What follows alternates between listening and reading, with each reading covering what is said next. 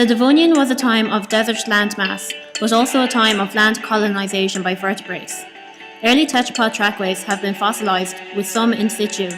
These are located in Ireland, Poland, Australia and Canada.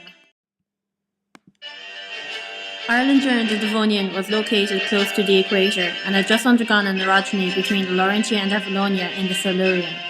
The new supercontinent Laurussia now contains the Caledonian mountain belt running north to south, which caused increasing erosion and sediment deposition. High-energy rivers eroded the Caledonians, carried a lot of finely eroded material, such as mud, silt and sand. This sediment was deposited on floodplains. It is in this environment where trackways are preserved in Valentia Island, County Kerry.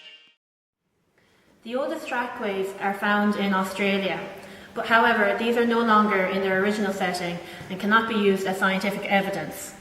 The oldest in-situ trackways are found in Zaklemy in Poland.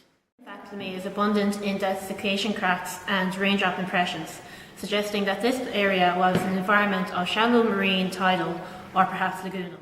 Conodont sampling from the beds approximately 20 metres above where the trackways are preserved dates the trackways to be from the Aphelian stage from the early Middle Devonian. The tracks are all of different sizes, and no body drag has been found with the tracks. This suggests that the body of the animal was either supported by the water or the animal was supporting its own body weight. Zaklemy have caused a radical reassessment of the fish tetrapod transition and have forced paleontologists to look at the completeness of the body fossil record. We are here in Valentia Island on the southwest tip of Ireland, where you can see some of the earliest evidence for the Conquest of Land. These trackways, believed to be made by some of the earliest tetrapods, are estimated at 385 million years old.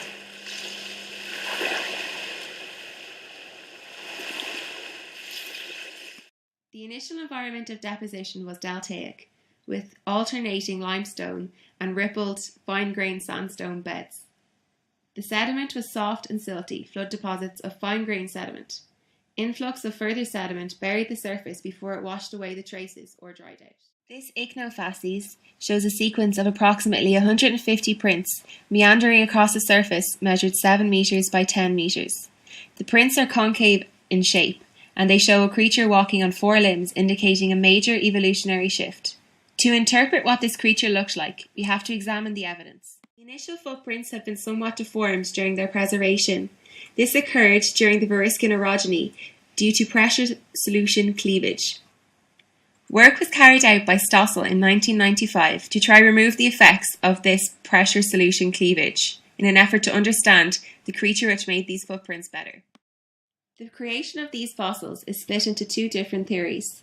The first was that the creature walked out of the water onto land, leaving its footprint impressions behind. The second is the creature was walking in the water supporting its body weight. The creature that created the traces that indicate a tetrapod animal. There is a smaller manus impression and a larger pet. Tetrapods are clearly related to sarcopterygians, which survive today as lungfishes and coelacanths.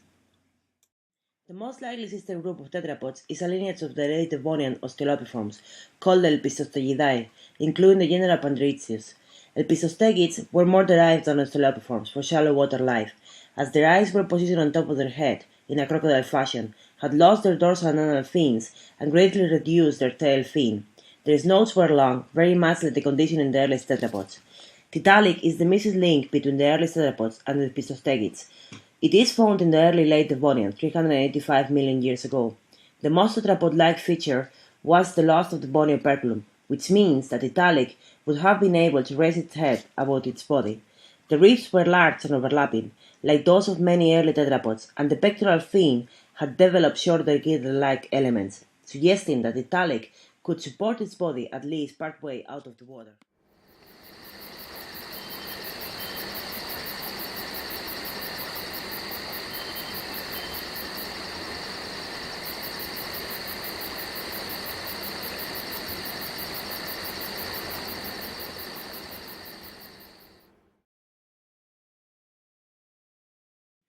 Feet are believed to have evolved from fins. Acanthosega and Ichthyosega from the late Devonian are the earliest tetrapods found. They both had feet. Acanthosega had 8 toes, while Ichthyosega only 7, with a wrist-like bone structure, far away from the pentadactyl limb widespread in tetrapods.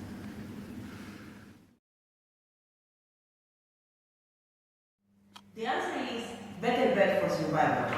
There are several theories to explain why the fish evolved limbs and left the water to live on land.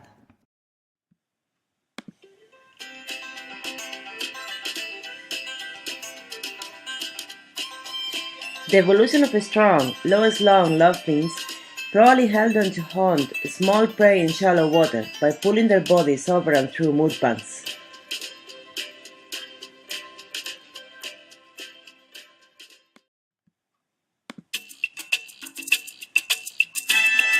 Basking themselves on mud banks would half speed their digestion, growing faster, mature earlier, and reproduce more successfully than their competitors did.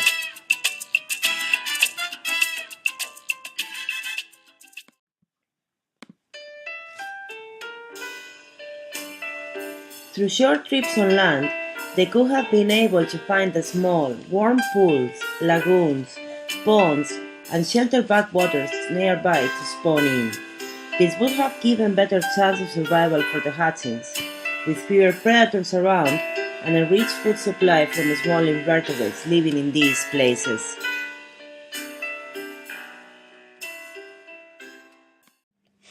Once the first tetrapods evolved from osteolopiform fishes, they radiated quickly into a great variety of sizes, shapes, and ways of life. The most critical evolutionary development that made the reptiles successful land animals was the origination of the amniotic egg. This allowed the amniotes to reproduce on land, free from the need to return to the water. The shell is usually hard and made from a calcareous material. It retains water, preventing evaporation, but allows the passage of gases, oxygen in and carbon dioxide out. The shell gives the egg strength. It protects it and holds it in a shape that will allow the growing embryo room to grow. It also acts as a safeguard against temperature change. The evolution of the amniotic egg broke the final reproductive link with water and allowed tetrapods to take a truly terrestrial way of life.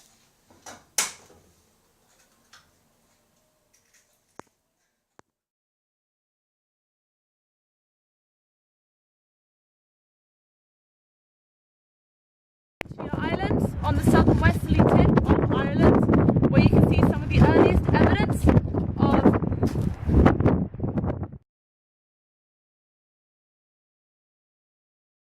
Is acme is abundant in Desiccation. It's big! It's big!